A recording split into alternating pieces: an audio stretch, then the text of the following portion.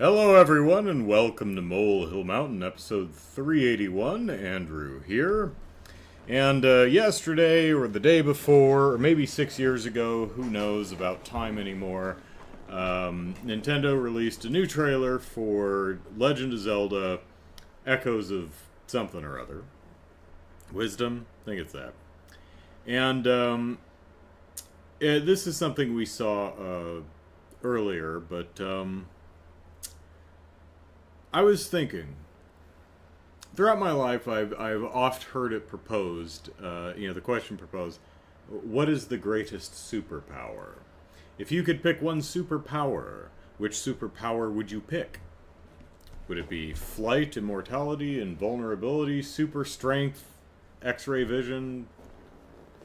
After watching the marketing for Legend of Zelda, Echoes of Wisdom, I'm thinking being able to conjure a big comfy bed anywhere and everywhere is probably the single greatest superpower, at least now that I'm middle-aged.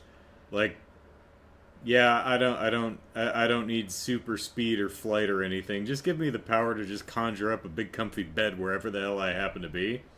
Granted, I am almost always at home, and I've got a bed here. So maybe not the most useful, but as far as superpowers go, Chaos is Echoes of something or other would be a funny title. Yeah, Legend of Zelda, Echoes of something or other. Apparently it's up for pre-order, but I haven't seen it on any of it. It comes out in like a month. I haven't seen it on any of the online retailers yet. So that's odd. And whatever happened to Deca Police? Level 5, what do you do? Or Level 5? Factor 5? Level 5. Level 5, what have you guys been doing for the last year and a half? That game looked nifty. What happened? Y'all okay? Anyway. The priorities go different the older you get, says Gizcat. Yep. I agree. But there's a scene in the latest trailer where Zelda is confronting what looks like a boss, or maybe a mini-boss. She just pulls out the bed and lays down and takes a nap. I'm like, you know what? I feel that. I feel that right here. She's like, nope, no, not... Alright, done for today. Taking a nap. So, Zelda looks nifty. But what I'd really like to talk about today is the sillily named Claire Obscure, and I'm pretty sure I'm pronouncing that incorrectly because I think it's French, and I'm bad at French, Expedition 33, a game most people probably look at and go, why didn't you just call it Expedition 33? Like no one knows what Claire Obscure is, or however it's pronounced. I mean, I know what it means, because I looked it up. And to be fair, it seems to make a bit of sense in the context of the game, at least so far as we've been told. But I think Expedition 33 would it's tight, it's snappy, it's probably impossible to trademark because it's too vague, which is probably why they have the longer, more awkward title. But, yeah. So, let's see. What do we want to talk about the Expedition 33? Because oh, right. So, a couple of months ago, let's see, Chaos says GameStop is doing pre-orders for Zelda. Apparently Amazon hasn't been taking pre-orders for first-party Nintendo games. Oh. See, I don't need to pre-order it. I just usually put games I'm interested in a wish list so I don't forget about them. And if they're not, like I don't even need the ability to pre-order it. I don't pre-order stuff for the most part. I mean, back in my day, I pre-ordered, Ocarina of Time because you got a nifty gold cart, and because, physical copies, right? Particularly with really big games like Zelda, you weren't guaranteed to be able to pick up the game in the first week, right? Because everyone wanted the damn thing. Made sense to pre-order back then. today doesn't make a whole hell of a lot of sense to pre-order. Hell, a lot of games aren't even finished by the time they release. Chaos says Expedition 33 is one of my most anticipated games for next year. It certainly does look pretty, and it does have an interesting premise. So the game was first revealed, was it during one of the State of Plays or something? Maybe Microsoft show? Several months back, earlier in the year. And the general premise seems to be every year some mean lady paints a number on the spire or something, and everyone who is that age just drops dead. Or they get like Thanos snapped out of existence. They get dusted. So every year an expedition is sent out to try and ask the lady nicely to please stop painting the death numbers on the spire. And the game is... and it's a turn-based RPG.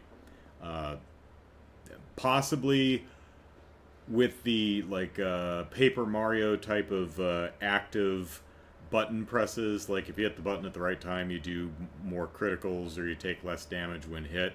Looks like it's that kind of a thing. Skidscat says mine is the Sky remake.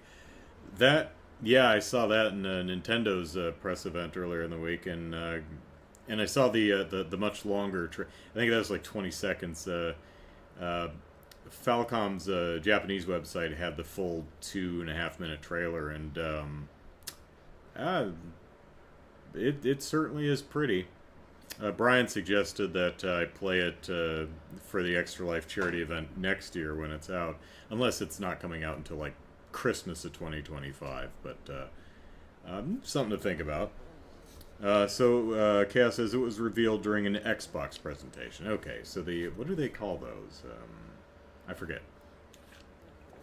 Doesn't matter. But game isn't just up my alley, says Chaos. I live in a box in that alley. So interesting premise. Certainly looks pretty. They showed off, just a little taste of combat, just so you know what type of game it is. Which, golly, I certainly am appreciative of that. Appreciative of a first reveal trailer for a video game, deigning to inform us slovenly consumers what the hell they expect us to buy whenever it comes out. It's always nice that they tell you more than just the title and when it comes out. It's like, oh, and here's what the game actually is. Oh, okay, that's nice. So, I did, Jared, and welcome, Jared. Yeah, I did see that Sky First, at least it looks like it's Sky First chapter, as opposed to like a combo of first and second chapter or something.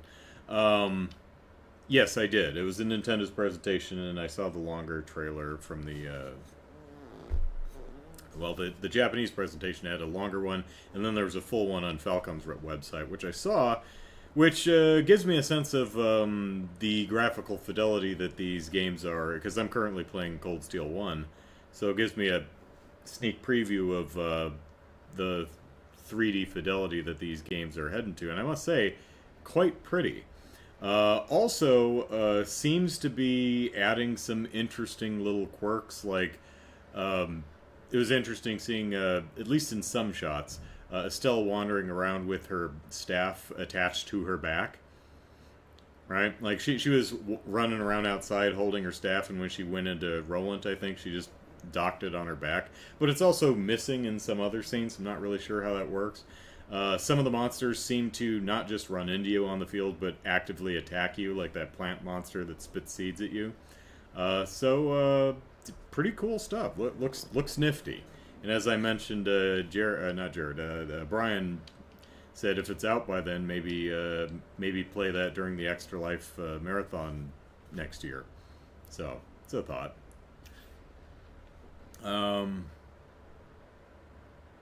The Expedition 33, right? So this week they released a 6 or 7 minute first look gameplay trailer for Expedition 33. I'm middle-aged now. I'm well into my 40s.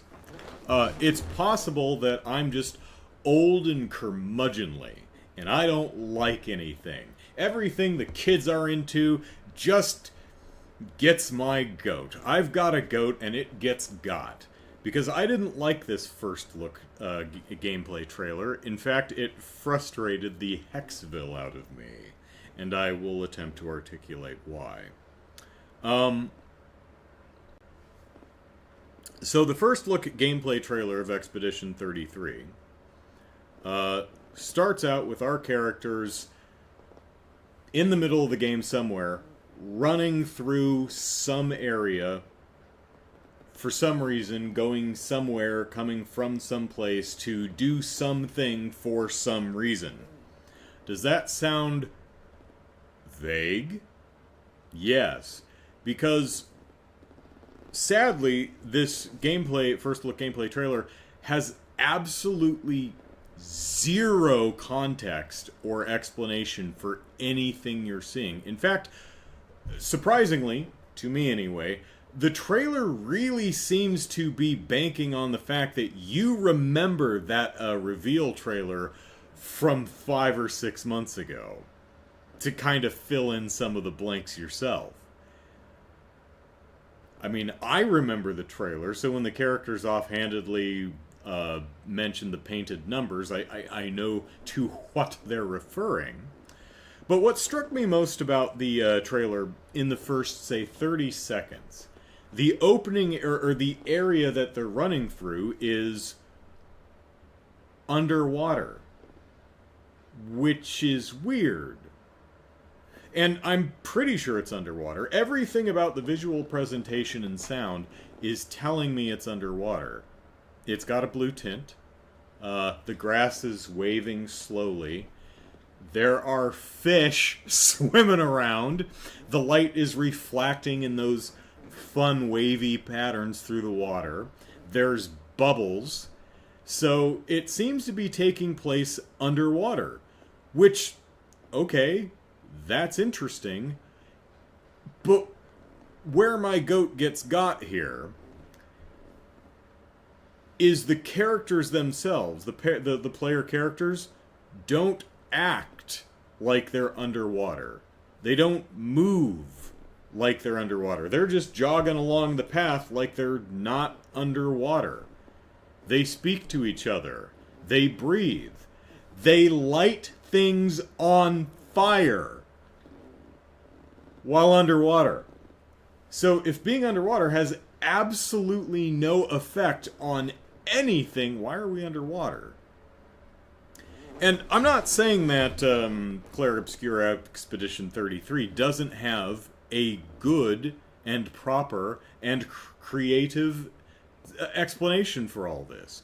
In-game, it may be super duper cool and very reasonable and nifty and a standout moment from the game. But I feel, and could be wrong, to me, without the proper context and explanation, I'm not intrigued, I'm just frustrated because I don't understand what's going on. Also, for a first look gameplay, they didn't show us that much exciting. Most of the 6 minutes was our characters running along the path, and one of them has a really awkward running animation. Or perhaps she's limping, like maybe she's slightly damaged and has a little bit of a limp, like your Resident Evil characters eventually start dragging ass the more damage they take. Maybe it's something like that, but again, no context, no explanation, or maybe she just runs weird, who the hell knows.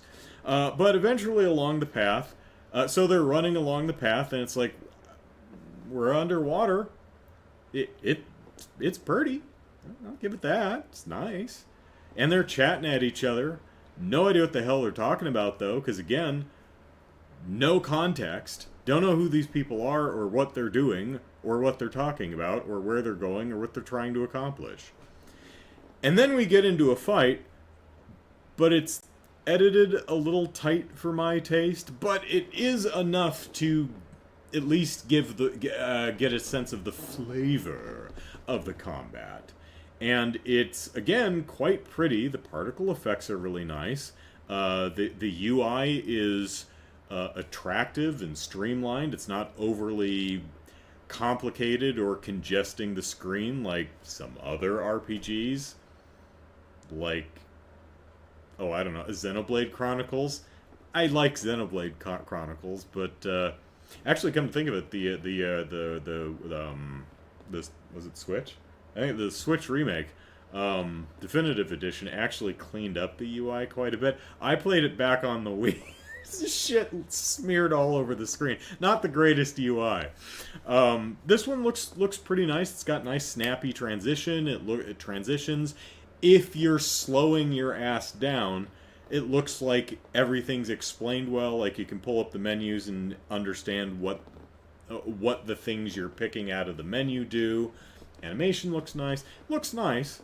But for me, the first look gameplay trailer failed just because of a complete lack of any context or explanation, bringing us into the world to experience that little vertical slice, that little taste of gameplay. Maybe I'm alone on that. I don't know. I as a curmudgeonly middle-aged dude, I seem to hate the way most things are advertised. I feel for really good reasons, but yeah, I was left wanting, right? And you could argue, but it's like, well, you're supposed to be left wanting, right? It's supposed to be, ooh, I'm intrigued now. I must check out the. Do you want to know more? Yes, I do. There's a balance there, I feel. And it can be a tricky one to keep from toppling over to one side or the other. You reveal too much, and I've no reason to play your game because you've shown me everything, right? You reveal too little, and I don't know why I should play your game in the first place. So this first look gameplay trailer, I felt, one, could have used a bit more variety, and honestly, it could have used like a damn narrator explaining what we're doing, you know, so I don't have to infer a bunch of stuff. Because I worked all week, I'm tired, I don't want to think now. It's basically SpongeBob, okay. Nate Raiders 96, hello. But and to be clear, I'm not saying game sucks. It's gonna blow like a leaf blower, or I don't have a good one there. It's going to suck like a black hole. There you go. No, I'm not saying that. I think it's an interesting premise. I think it's visually attractive. I think I like turn-based RPGs. So definitely one I'm gonna keep my eye on. But yeah, I personally was left. I found the first look gameplay trailer a little frustrating, simply due to lack of context, appropriate context and explanation. So, oh well. So I watched Terminator Zero, which is the new animated Terminator show on Netflix. And it's 8 episodes. Each episode's about 25-30 minutes long. Not a terribly long show. I am a big old dork who will just watch anything Terminator. So, of course, I watched the whole thing. Had I not been a big old dork who would watch anything Terminator, I probably would have stopped after episode 2. I felt the show, well, ultimately I think it does some new interesting things. Pardon me. I thought that it was mostly just really dull and lacking in energy, but ponderous, perhaps.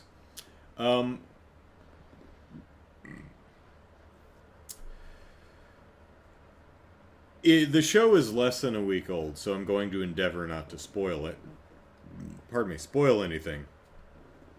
But, the show feels like If you saw the Netflix Scott Pilgrim animated show from, I think, earlier in the year, maybe last fall, it was marketed as an animated retelling of the movie. Like it seemed to be like a shot-for-shot remake of the movie, just animated, with almost entirely the same vocal cast from the movie. And my thought was, okay, why? And as you watch the first episode, that's exactly what it presents itself as. Then at the end of the first episode is the twist. It goes, aha! You thought we were going left, but we're going right! Isn't that interesting? And you as the audience hopefully go, oh, that's what we're doing. Okay. Alright, cool. I'll tune into episode 2. Terminator 2, not Terminator 2, Terminator Zero feels like it's going for that, right? It feels like it's hiding behind the tropes and iconography that already exist within the decades-long franchise of the Terminator. It feels like it's like, oh yeah, we're, the Terminator, it's going back in time to kill somebody to stop a thing from happening in the future. They do the same pose as they go naked through the time machine, and then they gotta get clothes, and he gets a cop uniform, and then he chases the people through the police station. There's a big police massacre, just like in the movie, right? You remember this, right? I'm like, okay, are we just kind of rehashing the best hits from all of the other films? It feels like it's hiding behind that, just biding its time, waiting till the end of episode 1 to pull the rug out from under you and go, ha-ha! You thought we were just going to rehash all the movies, but no, we're gonna juke and jive and head this way. Ha-ha-ha-ha! Tune in to episode 2. And that is exactly what the show does, except that moment, that twist, that rug pull, doesn't happen until the beginning of episode 5! He says while holding up 10 fingers. Episode 5! It's an 8-episode series! I honestly feel, and I'm not going to spoil what it is, because you might want to watch it yourself, but I feel that just pacing-wise, they really wanted to get to that moment at the beginning of episode 5 at the end of episode 1. That's how leisurely paced I found the show. Now, condensing 4 half-an-hour episodes into 1 half-an-hour episode may be too tall of an ask. That might be too much. That may be too compressed, right? Might not have enough time for character moments if you did that. Fair enough. There is another reveal that happens in episode 3, maybe? That I predicted. It's not like it's really obvious or super well telegraphed. If you've seen a lot of... If you're not new to movies and TV shows and narratives, if you're in your 40s, you've probably seen a bunch of stories and movies and plays and books and stuff. And you can make educated guesses about things that are going to happen, or it's like, oh, that's going to be the bad guy. How do you know? Because I've seen a lot of movies, right? So there is a reveal halfway through. Maybe end episode 1 on that reveal, and then get to the bit that starts out episode 5 at the end of episode 2. I think that would have been a more compelling structure. I don't think that show needed to be 8 episodes. I think 5 or 6 would have covered it. That said, pacing and broadly just kind of a lack of energy. It's just, I found the show mostly pretty dull, although it does have some new and interesting ideas to explore, particularly when it comes to how time travel actually works in the Terminator universe and time loops and things like that. Um, uh, there are ponderous philosophical engagements between humans and AI, where, the person argues with the machine. Kind of like that scene at the end of Matrix 2 where Neo's talking to the architect. But whereas that scene is all told 6 minutes or something. I mean, it's actually cut up over, it probably takes place over the course of like 20 some minutes of film because it's interspersed with a bunch of other shit happening in the movie. But, if you cut all that stuff out, it's probably only like 5 or 6 minutes. Some people found it, ponderous and they were just completely disengaged. I don't care about your highfalutin philosophical bullshit. Get to the shooty shoots. I actually loved that scene. Now imagine that scene drawn out over the course of 8 goddamn episodes. Even I, who loves the philosophical wankery, I'm like, okay, this is a bit much. It is spinning its wheels. And it's, the concepts are interesting, but I don't know if it's the writing or the translation, because I was watching the Japanese language version, so I'm reading the English subtitles. Don't know if it's like the original script or the translation, and just some things are not, some nuance of the, highfalutin conversations are not being adequately communicated. Perhaps that's why I felt it was kind of dragging and spinning its wheels, or perhaps it's the fact that this conversation takes place over all 8 episodes, and it's like, yeah, I get it. There's which is funny because there's another character who speaks with another artificial intelligence, and this is, I think, 2 scenes within a single episode, and it accomplishes much more effectively its goals. I apologize for being vague, but again, the show's less than a week old. It accomplishes its dramatic and narrative goals in that short amount of time. Those 2, maybe 3 scenes within the confines of a single half-hour episode, whereas a similar conversation between other person and other AI that's just spread over, it's like you're getting some toast, right? And you get out a big pat of butter and you smear it all over the toast and you have yourself some buttered toast.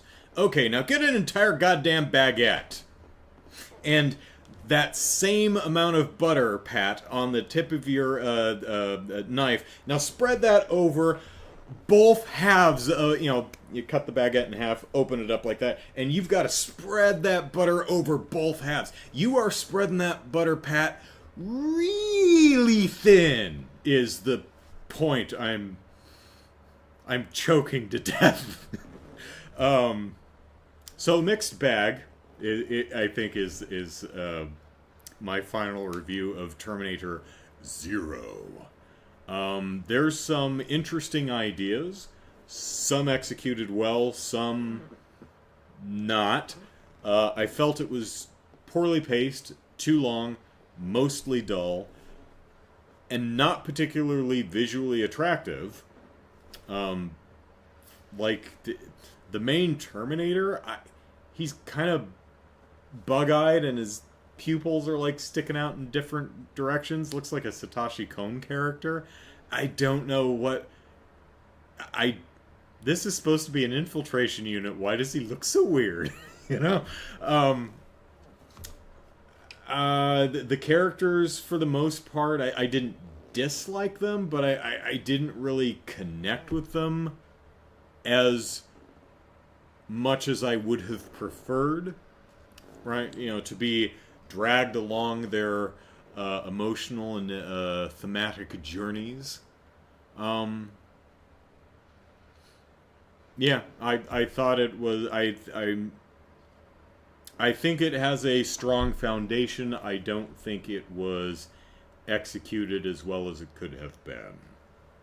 And of course, it doesn't really end.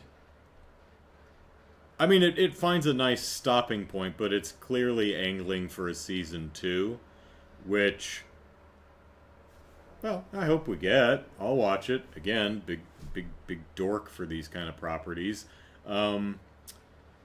Unlike the Sarah Connor Chronicles, which lasted 2 seasons and ended on one hell of a cliffhanger and never had a season 3, and I am sad about that to this day, because I rather liked the Sarah Connor Chronicles. Not a perfect TV show.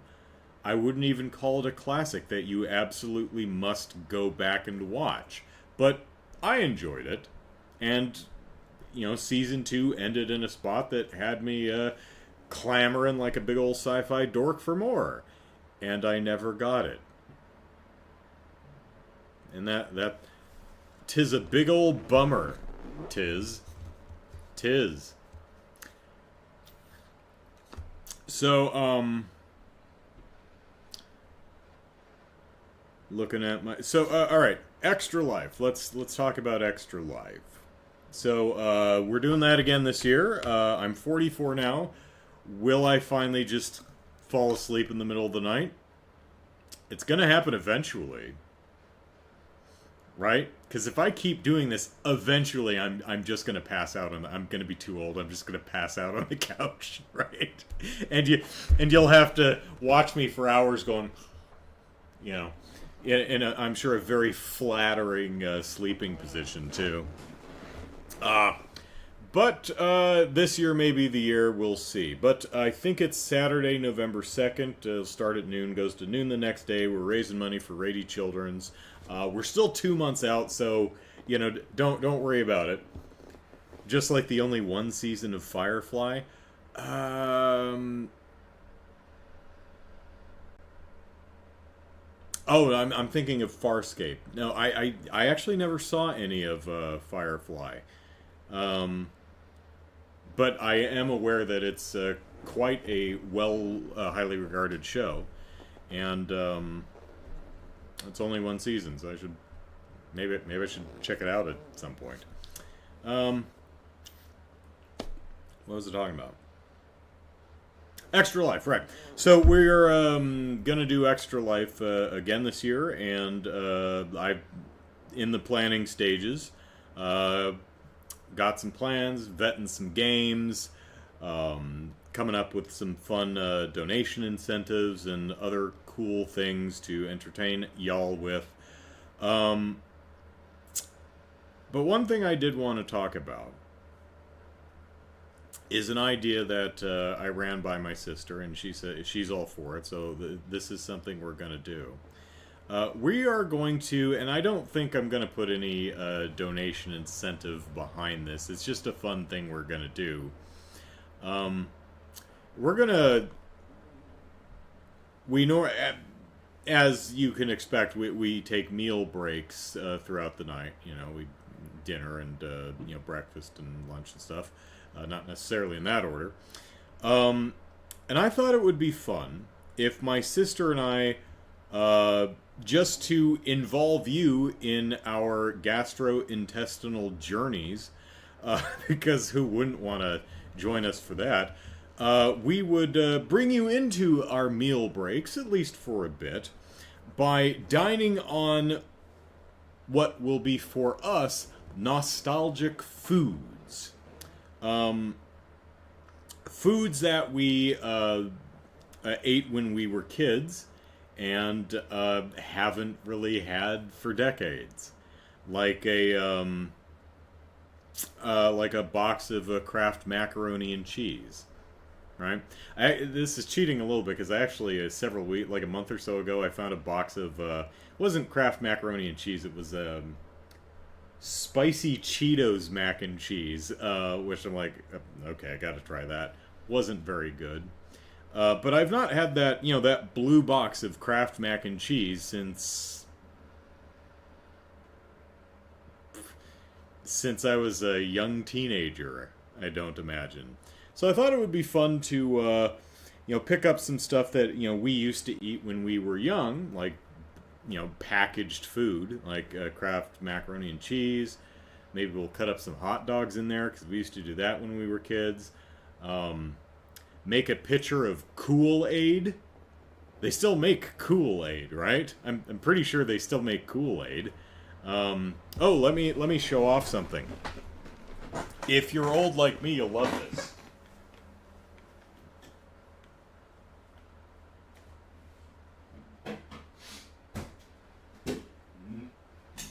Not only will we make a pitcher of Kool-Aid, we will make it in the literal pitcher that I still have from my youth.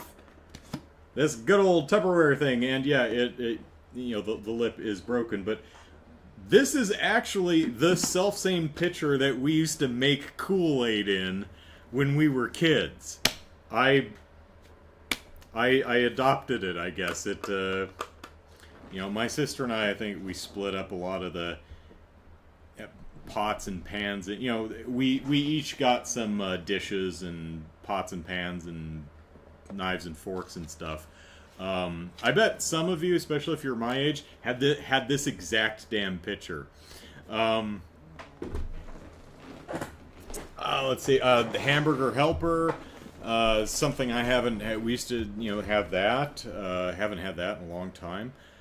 So we're thinking about doing that, and we're probably just gonna, Kelly will go in the kitchen, she'll make the stuff, and then we'll try it and talk about it and retell our nostalgic stories and stuff, and then we'll probably just, take a break while we continue eating. You don't have to sit and watch us eat the entire time. But I thought that would be a fun thing. But one of the interesting things in talking to my sister about the menu, which is still in progress, is our dietary tolerances have evolved as we've matured for multiple decades. We don't, for example, if we have, for breakfast, if we have a off-brand sugary kids cereal, like maybe Honey Nut Cheerios, the off-brand honey toasted O's or something, right? Because they taste exactly the same, but they came in a big bag and they were cheaper, right? We used to, my sister and I, when we were kids, we had the bulk knockoff bags of kids cereals, and we'd pour it in a bowl, and we'd have our gallon of 2% milk, and we'd nom nom nom. We don't eat. Kelly and I, we don't dig on 2% no more. In fact, Kelly literally can't. So we'll have to switch that up to like almond milk.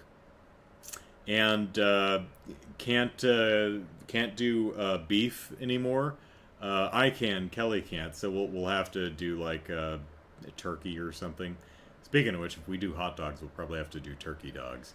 But so it won't be exactly the same, but we'll get it close. But man, I'm thinking of Kool-Aid, and I'm remembering, if I remember correctly, it's one of those little packets of powder, and then it's like 2 cups of sugar, and then just water. It's just flavored sugar water. It's so much sugar. I have no idea what that's going to taste like. But I remember, making Kool-Aid when I was a kid, and we loved it. But how will our adult palates react to that much goddamn sugar? Oh man, it'll be interesting. What else is let me pull up my Extra Life spreadsheet and see if there's anything else I want to talk about at this early stage. again, still in the planning stages.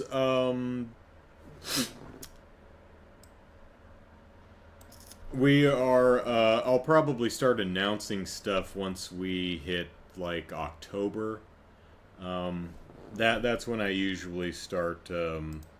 Making little videos to talk about what games we'll be playing, what the various incentives are.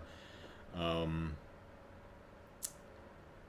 let's see. So,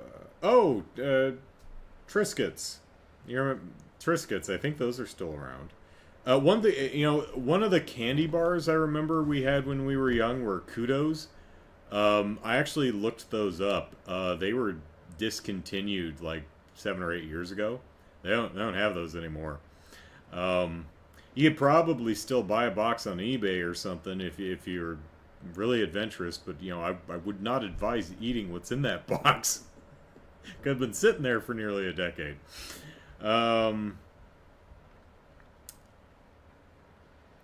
some of the other the Magic Shell. This was essentially chocolate milk and strawberry milk.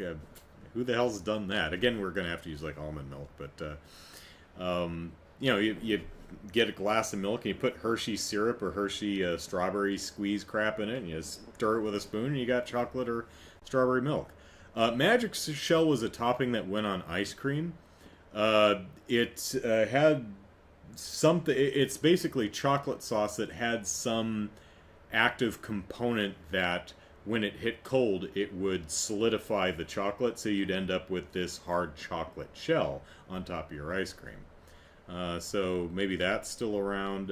We were batting back and forth about some of the crackers that we remember when we were kids, and we were talking about veggie thins, and Grandma always had chicken and a biscuit, which was a box of crackers. So it's really fun. We were talking about some other stuff like SpaghettiOs and Chef Boyardee, but we didn't really. I remember those, but we didn't really have those. So probably not going to see those. But yeah, that's one of the things Kelly and I are working on, is putting together a nostalgic meals menu for the charity event. And again, I don't think there's going to be incentive for that. It's like, I hope we raise X amount of dollars so we can eat dinner because I'm starving. Don't think we're going to do that, but still going to be fun. Let's see. I'm gonna yawn. Yeah. Legend of Zelda: Echoes of Something or Other is probably going to be the backup. One game I've decided on, and another Kelly is actually evaluating right now. But I think I'll probably pick up Legend of Zelda this time at Zelda, just in case something doesn't work, or the game ends up boring, or nobody likes it, or or it gets frustrating and we don't want to play it. I think that's just a nice, safe game to have in reserve, just in case. I also think we're going to do Vampire Survivors again for the After Dark segment, because Kelly and I just had a blast playing it. And if I remember correctly, surprisingly, for our first run in Vampire Survivors, we lasted like maybe 10 minutes or something. Maybe it wasn't that long, but we lasted surprisingly long. Maybe 2 players makes it easier to last longer than it does with single player, but I think we did pretty well. So I know it's a little early, but pardon me. That's all I have to talk about for tonight. Any YouTube watchers, if you want to hit up the comments and let me know what some of your nostalgic, if you're not still a child, but if you're an adult like me, what are some of your nostalgic foods that you remember from your youth? Can't say I'm gonna like use them because they're probably not the same ones I'm nostalgic for, but there's Contra DLC for Vampire Survivors.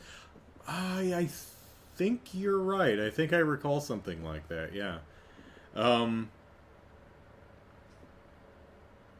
Yeah, I don't know if we'll get to any of the DLC. We'll probably only play it for an hour or so, but I thought we had a lot of fun with that last year, so I think we'll bring that back.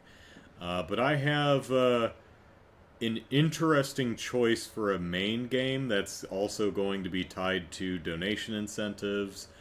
That it's one of the reasons I think having Zelda as a backup is gonna be a good idea, because it's a game that I've actually played before, a game I've started before and stopped playing it because it pissed me off.